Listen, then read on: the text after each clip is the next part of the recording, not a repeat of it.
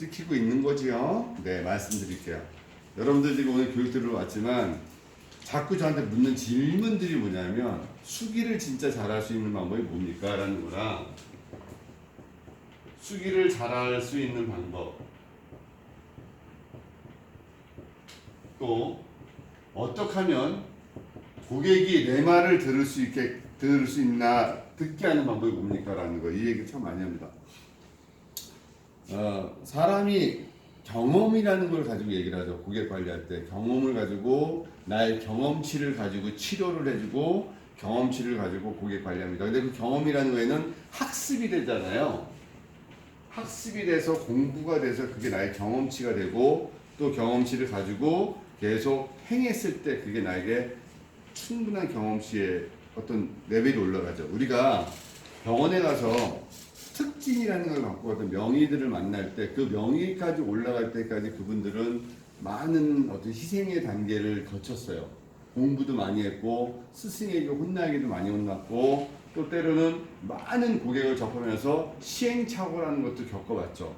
그리고 나서 어떤 모범답안 같은 게 생기면서 아, 이게 내가 고객을 관리하는 하나의 툴이구나라는 도구가 생겨나올 수가 있거든요. 그러려면 이 경험치 안에 학습이라는 부분은요, 여러분들 조금 넓고 깊게 들어가서 하셔야 된다는 거예요. 자, 내가 목적이 진짜 사람의 몸을 케어해주는 매뉴얼적인 수기다. 자, 그러면 손으로 할 수 있으려면 저 사람이 만지는 그 근육을 정확하게 알아야 되겠죠. 그 다음에 근육의 깊이를 알아야 돼요. 그 다음에 그 지배하는 신경도 알아야 되고, 그리고 여기를 만졌을 때 좋아지는 어떤 현상도 알아야 되고. 그렇다니까 한방에서는 우리나라는 이 수기요법이 처음에 접할 수 있었던 게 한의학적인 경락적 요소가 가미가 돼서 들어왔어요. 자, 제가 수없이 많은 시간을 카데바실에서 공부를 하면서 경험치에 의하면 물어봅니다. 해박 교수님들한테 경락에 대한 얘기를 물어보면 해박 교수님들은 경락은 없다. 그러나 네가 얘기하는 거는 근막의 흐름이지 않을까라는 어떤 막연한 얘기를 많이 해줍니다. 근막의 흐름과 경락의 흐름의 연결선상을 가지고 고객을 대하기도 시작하죠.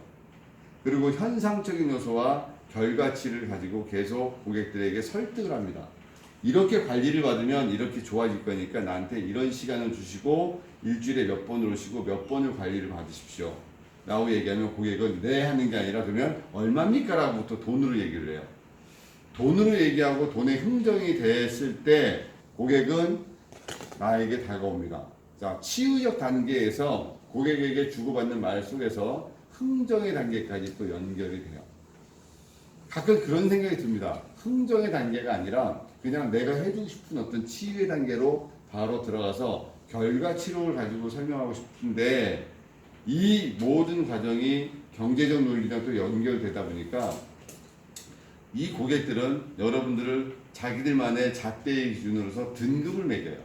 자, 예를 들어서 신원범 교수는 치료를 받으려면 얼마짜리 사람, 누구는 얼마짜리 사람, 그러니까 저 정도 돈을 내면 저 정도의 결과치를 기대할 수 있는 상황의 사람. 그러면 본인은 그 돈을 움직이는 하나의 갑이라는 존재가 돼버리고 그걸 해주는 사람은 을이라는 존재로 또 바뀌게 되는 거죠. 자, 그럼 요게 고객과 계속 뭔가 문제적인 요소가 다가옵니다. 병원이라는 동기에서 의사라는 단계가 돼버리면 무조건 고객은 의사에게 뭔가 복종을 하고 의사의 말에 따라 들어와야 되죠. 예를 들어서 가서 피를 뽑고 혈액 검사하시고요. 엑스레이를 찍고 3일 뒤에 와서 검사 결과를 보세요 라고 얘기하면 고객은 두말하지 않고 그대로 쫓아 들어옵니다. 그러나 저희가 얘기하는 고객들에게 얘기하는 이거는 고객들하고 신뢰성이 있지 않는 이상 고객이 계속 반발을 합니다. 그러면 고객이 나의 말을 믿을 수 있는 근거를 만들어야 되고 또 고객이 나를 따를 수 있는 어떤 확고한 뭔 답을 줘야 된다는 거죠. 예를 들어서 신원범 교수가 얘기하면 고객들은 말을 따르는데 왜 선생님이 얘기하면 원장님들이 얘기하면은 왜 고객들이 말을 안 따를까? 하나예요. 일단은 신원범이라는 사람은 검증됐고 공증이 되어 있는 하나의 사람이기 때문에 저 사람의 말은 듣겠지. 당신들에 대해서 왜 말을 안 듣냐면 나름대로 경험치가 있어도 당신들을 검증하거나 공개할 수 있었던 시간도 없고 그런 과정에서 당신들의 평가를 못하기 때문에 신뢰도가 떨어지기 때문에 말에 대해서 계속 반신반의하게 하는 과정이 됩니다. 제가 자꾸 공부하세요라고 얘기하잖아요. 공부를 하셔야지 고객이 믿습니다. 그리고 우리나라는 학력 위주의 어떤 레벨을 가져야 되기 때문에 내가 석사도 하고 박사도 하고 있는 과정에 올라가 있어야지 고객이 쫓아오고 신뢰성을 갖습니다. 라고 얘기를 해요. 제가 한 수만 명을 가르친 것 같고 지금도 우리 백억사 멤버들 전국에서 모여서 수업 듣는 사람들 체험관리팀들 당신들에게 계속 얘기를 합니다. 공부하셔야 됩니다. 그렇지 않으면 고객은 안 쫓아옵니다. 자꾸 저를 흉내내는 테크닉은 금방 쫓아올 수 있을지 몰라도 여러분들이 저보다 더 뛰어나거나 보이는 레벨에서 우수한 사람이 될 수 있는 유일한 방법은 남들이 나를 컨트롤하지 못하게끔 내가 레벨이 단단해져야 된다는 얘기를 합니다. 물론 여러분들에게 저는 계속 기술을 가르쳐 줄 수는 있어요. 그러나 본인이 채워야 될 거는 본인의 한 레벨에서 올라가야 됩니다. 자, 근육을 볼게요. 제가 이제 승모근이라는 근육을 얘기합니다.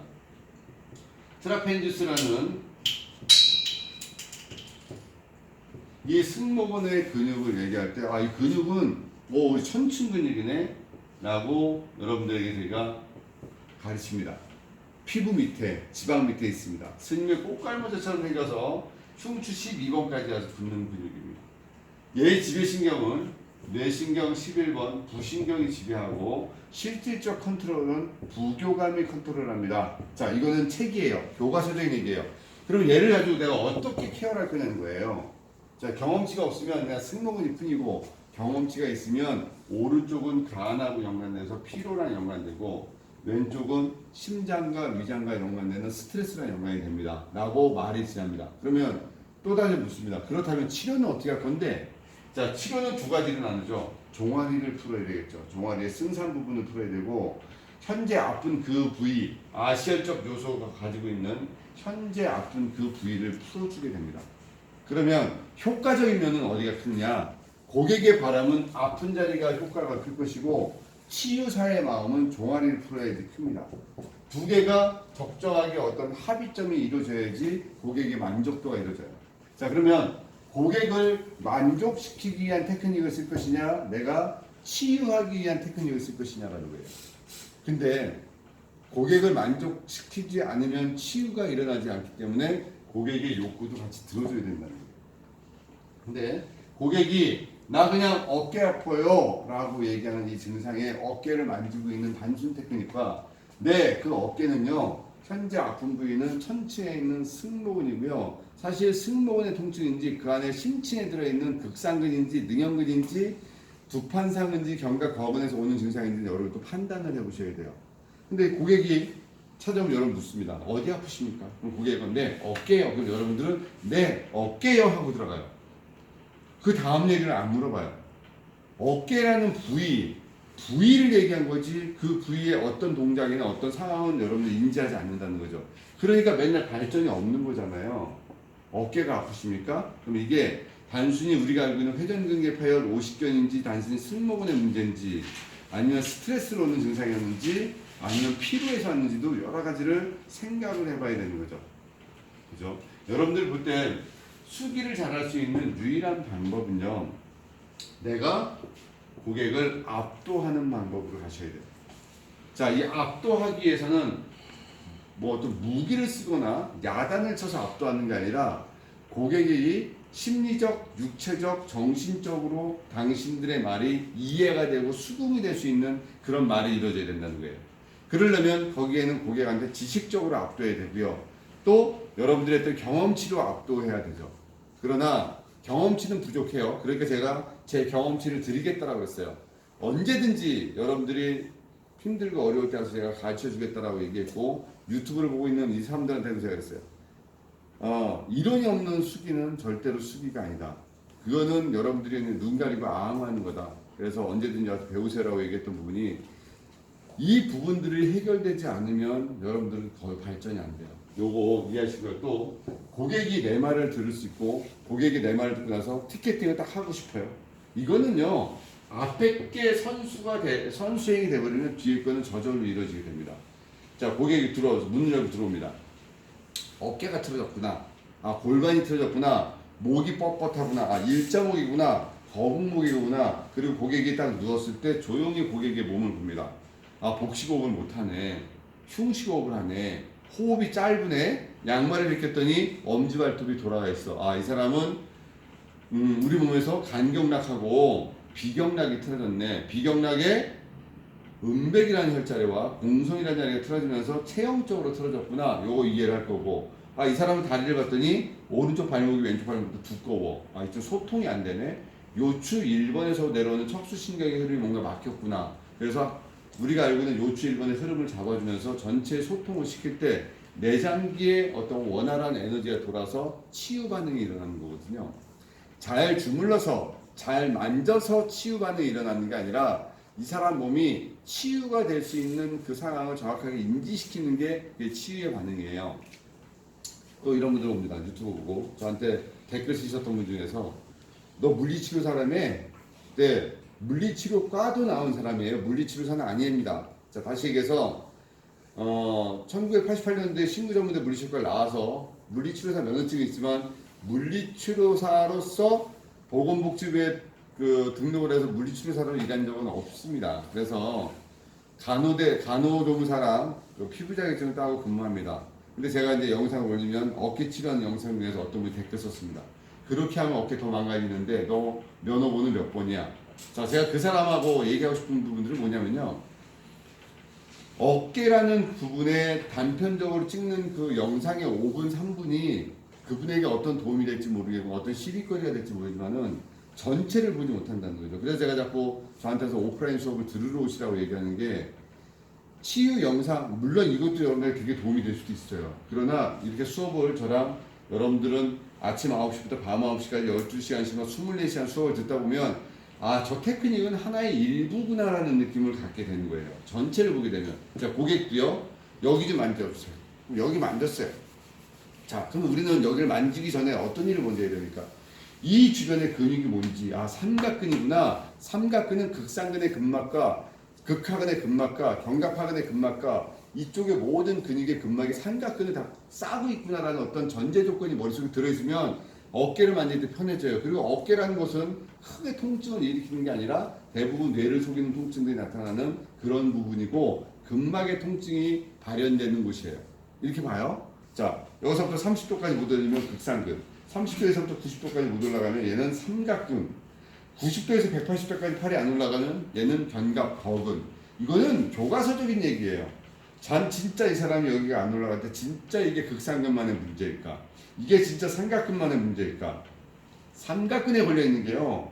30도에서 90도까지 올라가는 이게 삼각근 위에 근막상의 문제이기 때문에 모든 어깨의 근육하고 연관된다고요. 극상근도 극하근도 또 소원근도. 그래서 여기서 이게 올라가지 않는 거지 삼각근만의 문제가 아니라는 거예요. 그러니까 여러분들이 공부를 너무 짧게 하고 얕게 하니까 자꾸 그거 때문에 악순환적인 요소가 온다는 거죠. 그래서 두 가지 얘기합니다. 수기를 잘할 수 있는 방법은 넓게 봐라. 깊게 봐라. 또 고객을 내가 컨트롤할 수 있는 능력을 만들어라. 고객을 컨트롤할 수 있는 능력은요. 일단 여러분들이 학력적 지식적으로 올라가야 되고 믿지 않으면요. 저한테 와서 저랑 사진 찍어서 걸어보세요. 이 사람 누구냐고 특이하게 생겼으니까. 신원범이다. 신원범이 뭐한 사람이에요? 한번 인터넷 들어가서 검색해보세요. 나올 거 아니에요. 저 사람 나 제자다. 뭔가를 자꾸 고객이 신뢰성을 쌓을 수 있는 방법이라는 쌓으시고요. 여러분들이 접근성이 다가왔을 때 고객이 여러분들에 대한 신뢰성이 떨어지는 순간부터는 테크닉이 무슨 테크닉이 들어가도 안 돼요. 예를 들어서 저랑 이제 CST를 하고 저랑 같이 어나인딩 테크닉이 들어가면 이 사람이 저랑 육체적, 정신적으로 저한테 어떤 압도를 당해야지 치유 반응이 일어납니다. 암 환자들 치료해드려요.